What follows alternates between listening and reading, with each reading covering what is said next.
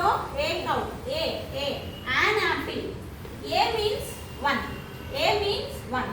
An means one. Okay? ఇక్కడ చూడండి, ఇక్కడ ఎన్ని ఉన్నాయి చూడండి. A crow, a cow, an apple, a carrot, a school, a hospital, a grapes, a duck, an orange, an elephant. మరి వీటన్నిటికీ ఏ క్రో ఏ కవ్ ఇట్లా ఉంది. దీనికి యాన్ యాపిల్ ఎందుకు వచ్చింది? మీరు ఎప్పుడైనా ఆలోచించిండ్రా? నో. ఎందుకు ఆలోచించాలి. ఇప్పుడు నేను చెప్తా ఎందుకు అలా జరిగిందని, సరేనా? ఇక్కడ చూడండి, ఆల్ఫాబెట్ ఏంటిది? ఆల్ఫాబెట్ అంటే ఏంటిది అంటే ఏబిసిడీలే. ఆల్ఫాబెట్ అంటే ఏంది? ఏబిసిడీలు. ఎన్ని ఉంటాయి ఏబిసిడీలు తెలుసా మీకు? 26 ఉంటాయి. 26. ఈ 26 లో ఒక 5 ఉంటాయి, ఇంకొకటి 21 ఉంటాయి. ఈ 5ంటిని ఏమంటారు అంటే వవల్స్ అంటారు. వవల్స్ ఏమంటారు? వవల్స్. వీటిని కాన్సోనెంట్స్ అంటారు. ఏమంటారు? వవల్స్ అంటే ఏ ఈ ఐ ఓ యు. అప్పుడు कितने हैं? 1 2 3 4 5. అండ్ మీలో ఎన్ని కాన్సోనెంట్స్ అంటే ఏమేమి ఉంటాయి? ఇవి కాకుండా మీలో ఉంటుంది జో బచ్కే रहते O D C D F G H J K L ఇక్కడ ఉంది కదా M N P Q R S T B W X Y Z. ఓకేనా?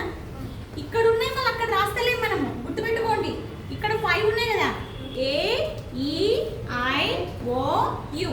ఇవి వవల్స్ అంటారు. ఏమేంటి చెప్పండి? ఏమేంటి చెప్పండి? ఇవి చెప్పండి, ఇవేంటియో ఇవేంటివో చెప్పండి రా.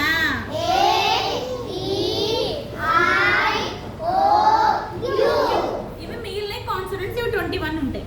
ఓకేనా? సో వీటితో స్టార్ట్ అయ్యే వర్డ్స్ ఉంటాయి కదా, వర్డ్స్ जो इसमें से स्टार्ट होते नहीं. For example Apple,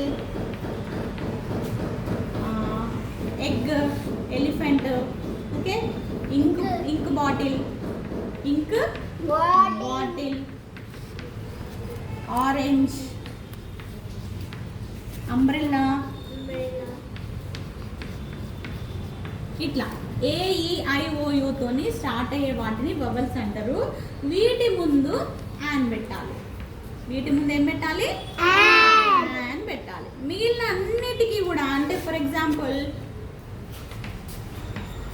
ball, A car, A car ఇట్లా. ఓకేనా? జీబ్రా, జెడ్తో జీబ్రా స్టార్ట్ అవుతుంది కదా, ఏ జీబ్రా అని స్టార్ట్ చేయాలి. ఎజు అట్లా. అందువల్ల ఏ కొన్నిటికి వాడతాము, యాన్ కొన్నిటికి వాడతాం. సో ఇప్పుడు యాన్ వేటి ముందు వాడతాం, అర్థమైంది కదా? ఏ ఈ ఐ ఓ యు. వీటితో స్టార్ట్ అయ్యే పదాలకు యాన్ వాడతాం అన్నమాట. అర్థమైందా? ఏ ఏ ఈ ఐ ఓ యు.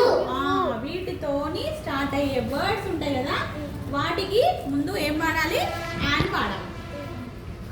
ఇక్కడ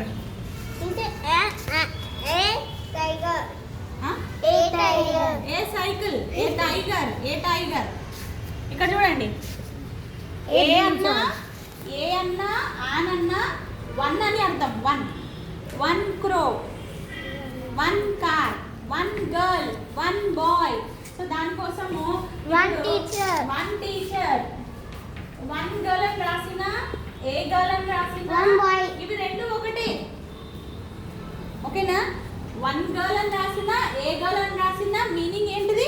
ఒక్క అమ్మాయి అని అర్థం. అర్థమవుతుందా అందరికి? ఎంతమందికి అర్థమైంది? అర్థం కాకుంటే చెప్పండి, మళ్ళీ చెప్తా. ఎవరికైనా కావాలా మళ్ళీ చెప్పాలా? మళ్ళీ जिसको समझ में नहीं आया ना बोलो, मैं पूछती हूँ, फिर से बोलती हूँ. మీకు అర్థమైందా ఓంకారేశ్వర్? అర్థమైందా? ఓకే.